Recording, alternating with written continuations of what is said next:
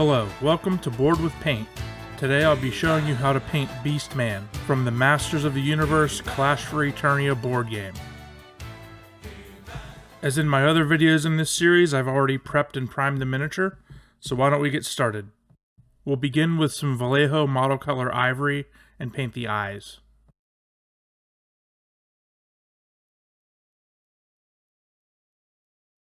Next we'll dot in the pupils with some black. Doing these tiny fiddly bits first lets us make mistakes without messing up our paint job. We'll also use the black to fill in the inside of the mouth.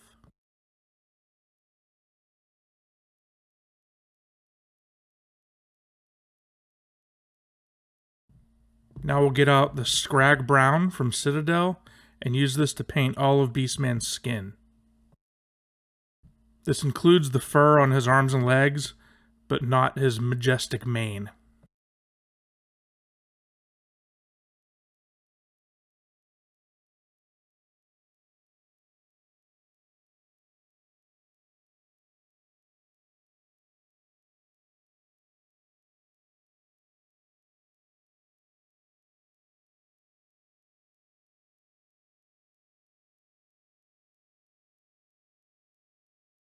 You'll want to keep your paint somewhat thin so you don't obscure any of the details.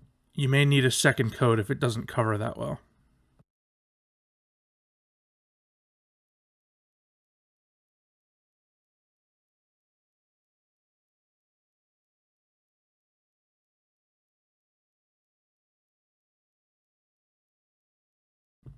We're also using this to paint the fur around his face, but not his face itself.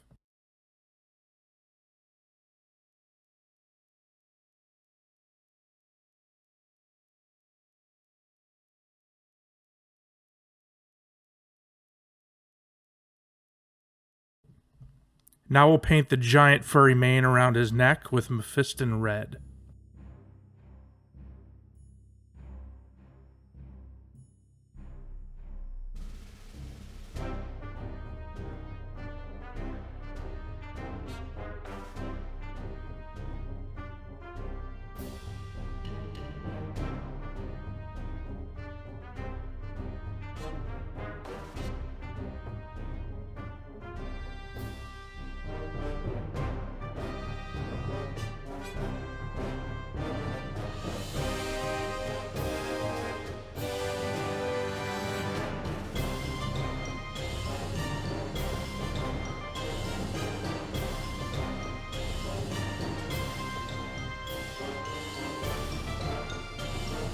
Another He-Man character, another set of underwear to paint.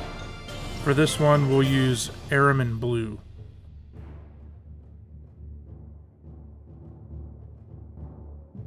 Getting to the front of his loincloth can be a little bit difficult because of the positioning of both his arm and legs. Just take it slow and be careful. You can always touch up with Skrag Brown when it dries. We'll paint the central part of Beastman's face with Screaming Skull. We can also use this as an opportunity to clean up around the eyes.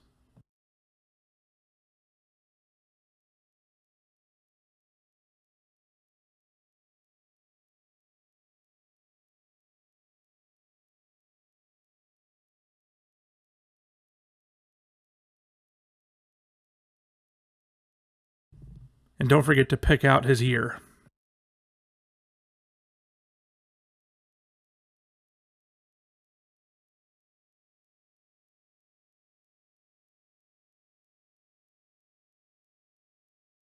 Now looking at the artwork, Beastman has some tattoos or something around his eyes. We're going to go back to the Ahriman Blue and paint those in very carefully. It can be useful to thin your paint down with some flow enhancer if you have any. We're not going for an exact one-to-one match here. We're just going to give the indication that there's some blue there. I just painted a couple of blue lines underneath his eyeballs.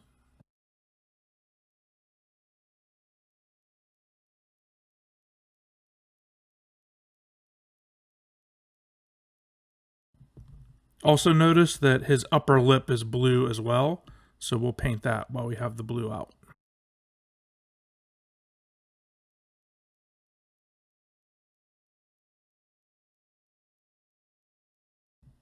That's how it looks so far, but we'll return to the face later.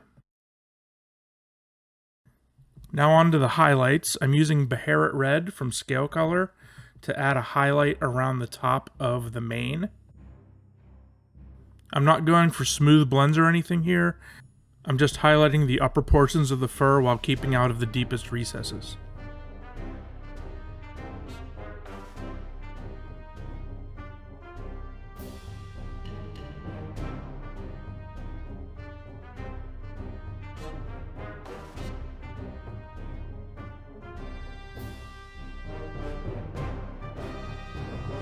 We'll boost this highlight in a couple of subsequent layers by adding some lightness to the color.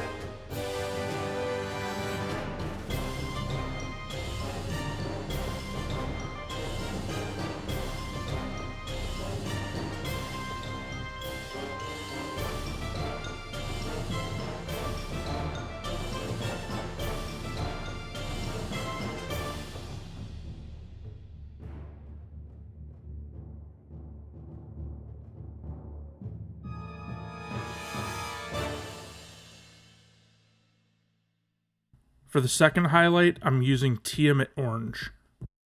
This will go in the center of everywhere we highlighted with the red before.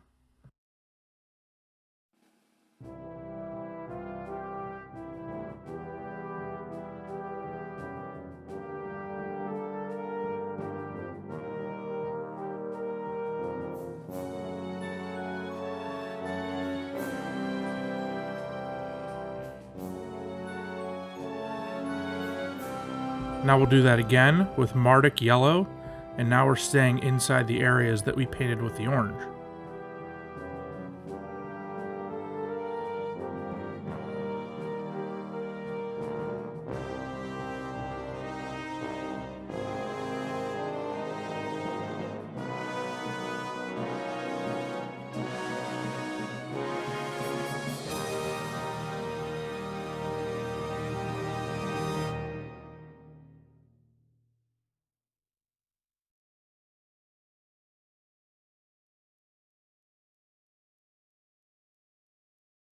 This looks very intense, but we're going to take some steps to tone it down, starting with an application of Bloodletter Glaze. Before applying it to the model, make sure you wick off any excess moisture on a paper towel or a napkin. You don't really want this to flow into the recesses. I'm just going through and painting this over all of the areas that we just did. This will not only bring redness back to the overall model, but it will tie the different colors that we added together and hide some of those layer lines.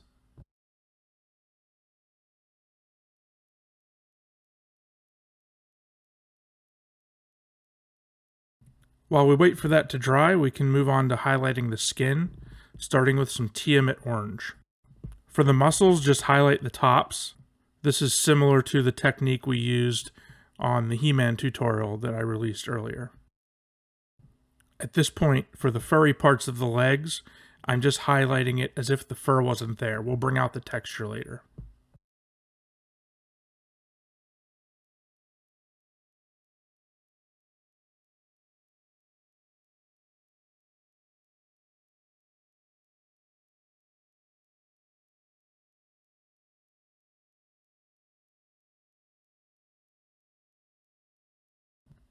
For this first highlight, we want to stay on the tops of the muscles and stay out of the recesses between them so that there's still definition.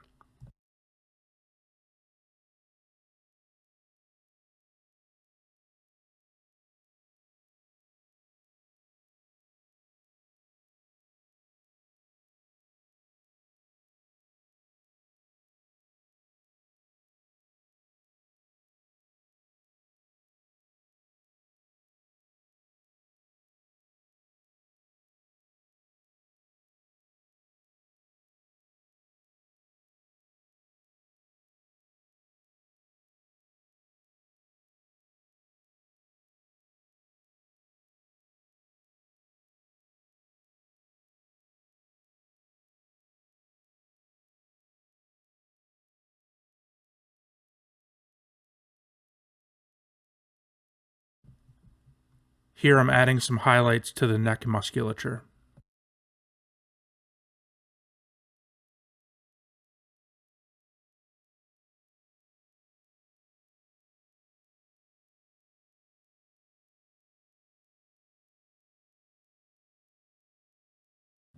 Now for a second highlight on the fern skin, we're mixing some bronze flesh tone in with the Tiamat Orange.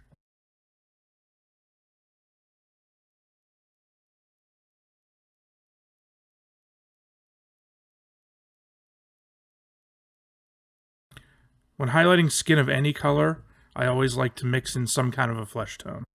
Not only does this help bring some life to the skin, it also helps that part of the model read as skin.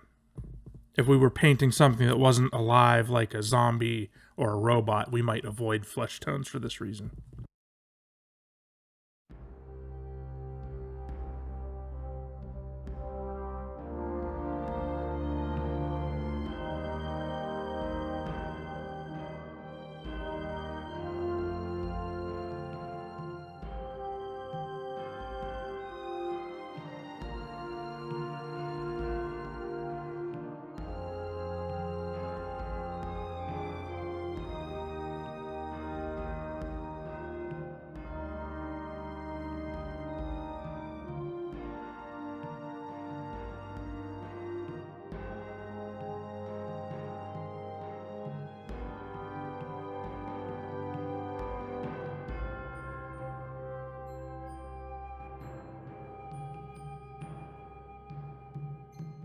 We'll do another layer of highlights, this time adding some ivory to lighten it a bit.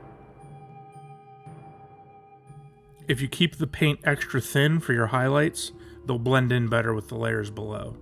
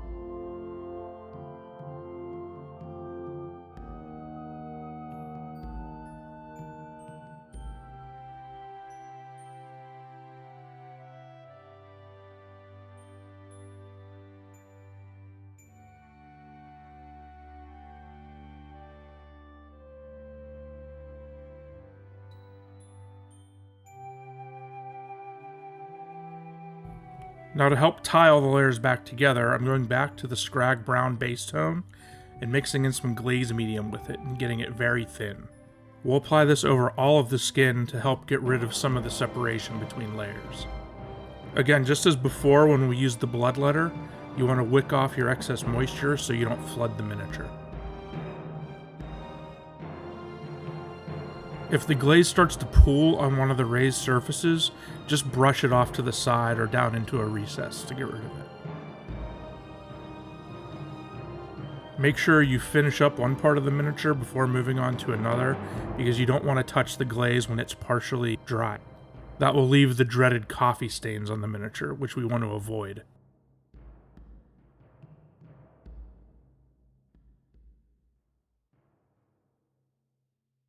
Now I'm going to apply a wash of Carroburg Crimson to all of the red fur. This will serve a similar purpose to the Bloodletter in that it brings some of the layers together, but it will also pull in the recesses and bring texture to the fur. You can pretty much slather this on all you want.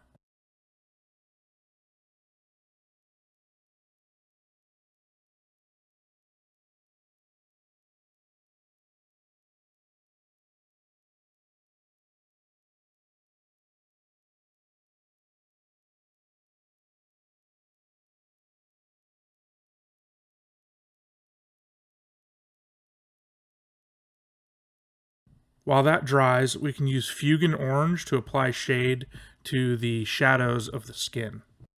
I'm only using this in the shadow areas to boost the contrast a bit.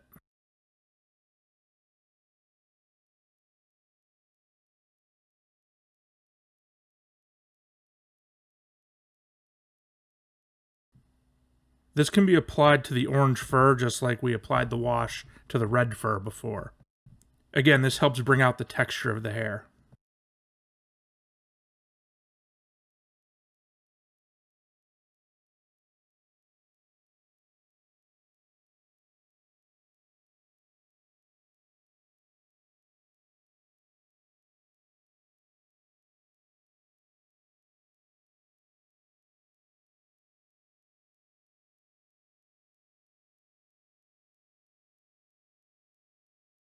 I thought the orange fur was looking a little flat, so I'm adding a highlight to some of the individual strands of hair with Marduk Yellow. As before, this looks like a pretty intense highlight, but we'll bring it down with washes and glazes later.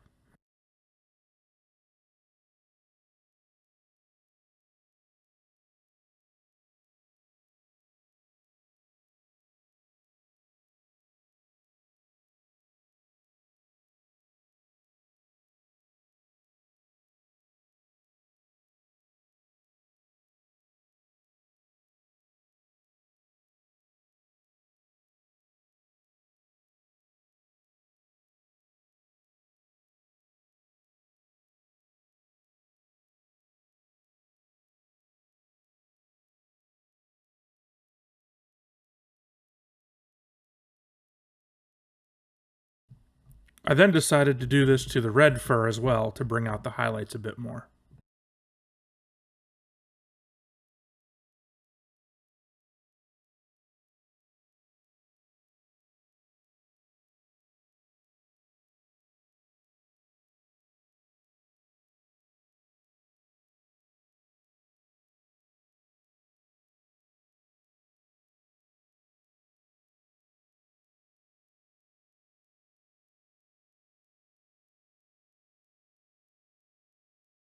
Once those highlights are completely dry, I'll shade the area again with Fuegan Orange.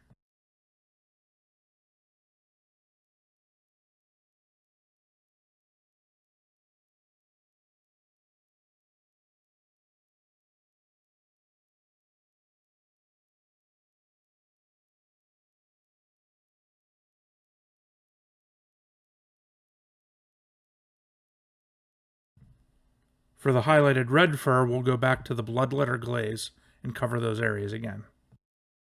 Applying all these separate layers on top of each other brings a lot of depth and volume to the fur.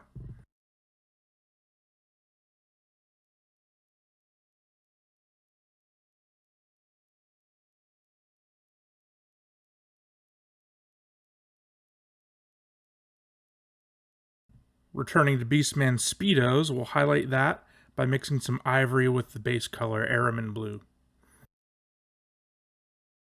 Here I'm just picking out some of the strands of hair that are near the top of the loincloth.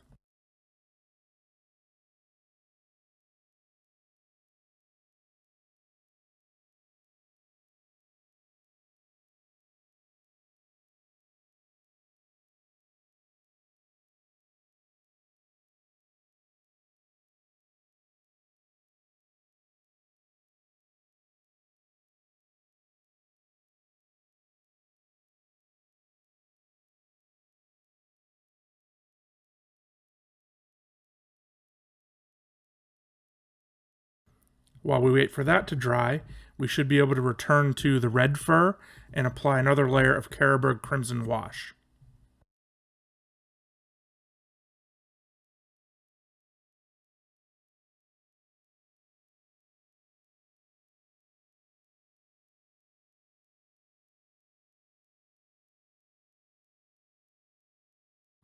Then we can apply a wash of Drakenhof Nightshade to the underpants.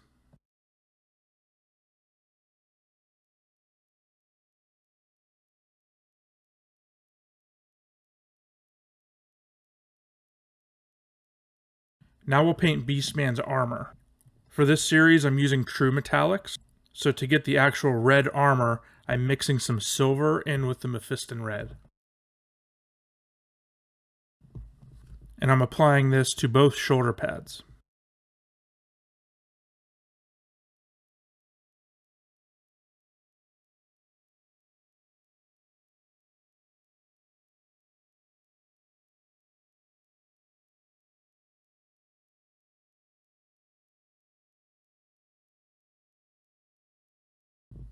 Also notice he has some spikes that are coming out of his furry mane.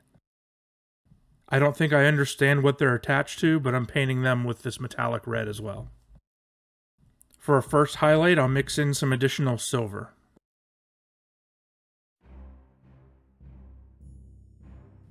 And I'm hitting the raised areas of the tips of the spikes and the upper parts of the shoulder pads.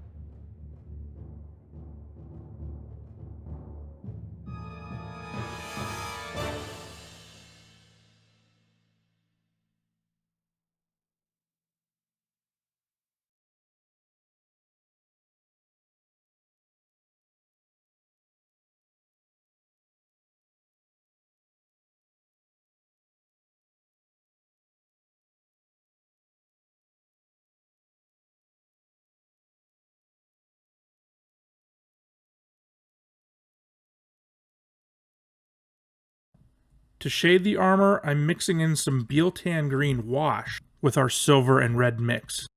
Since green is the complementary color of red, it will desaturate it nicely and make for a good shadow color for the armor.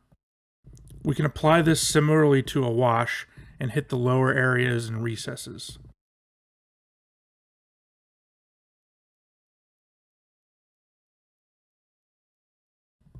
This should help boost the contrast of the armor and make the highlights stand out more.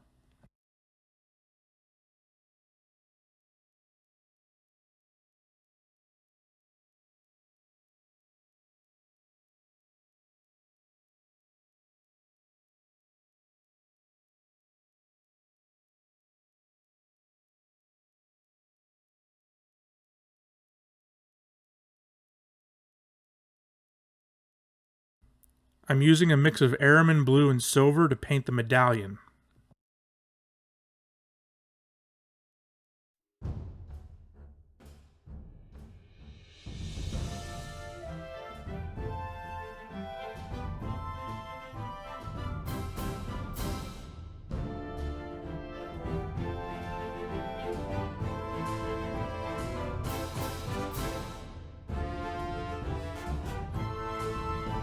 And we'll add a couple of highlights by increasing the amount of silver in the mix.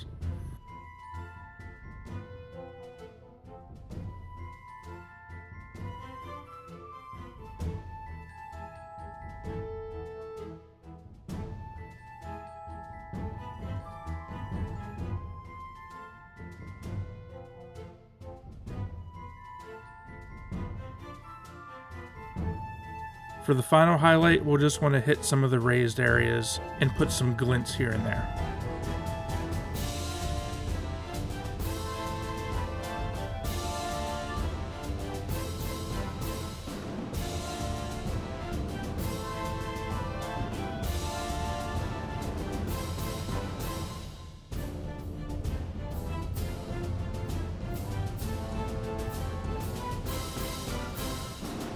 Once that's dry, we'll shade all of the medallion with Drakenhof Nightshade. Here I'm making sure it pulls deeply into the crevices.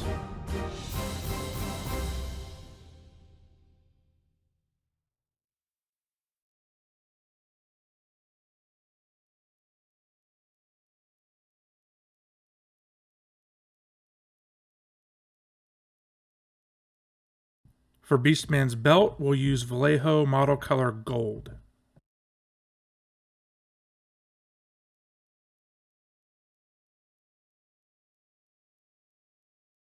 And we can shade the gold by adding some Druchii Violet in with the gold paint. Again, this is mixing a complementary color wash into the metallic to shade it.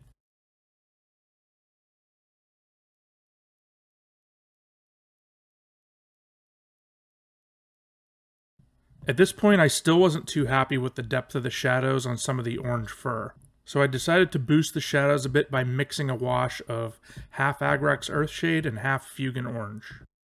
I'm applying this specifically to the orange fur on the legs and arms.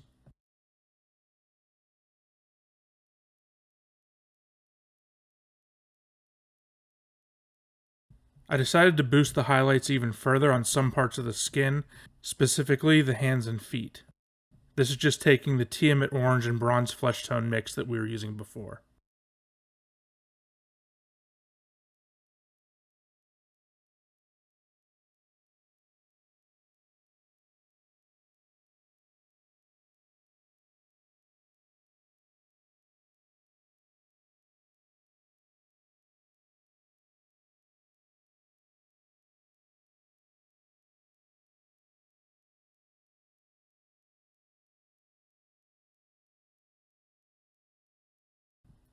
I'm using black gray to paint the fingernails and toenails.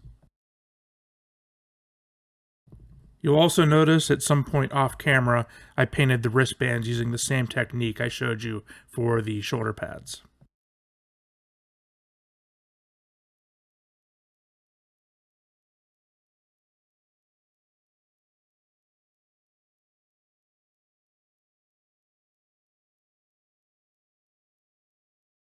And finally, we'll finish off Beastman's face, starting with a wash of Reikland Fleshshade.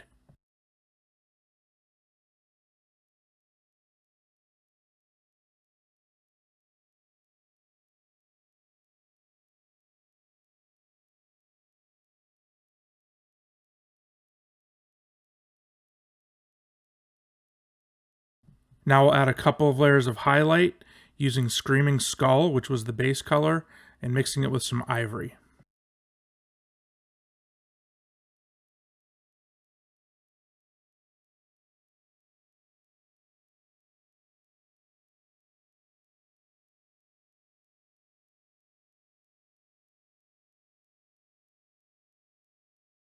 And let's not forget to highlight the ear.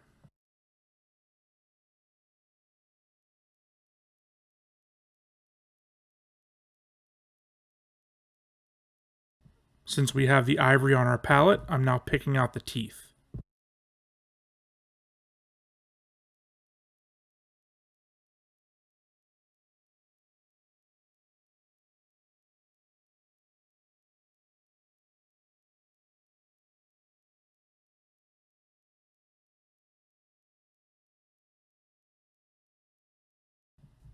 I also decided to add a little bit of highlight to the face paint by mixing the Ahriman Blue with a little bit of Ivory. I'm trying to keep the highlight inside the darker blue, so it gives it a little bit of an outline. All that's left after this is to paint the base, and you can go back to my He-Man video to see how I did that. And there we have Skeletor's right-hand man, Beastman. Thanks so much for watching. I hope you found this helpful or at least entertaining in some way.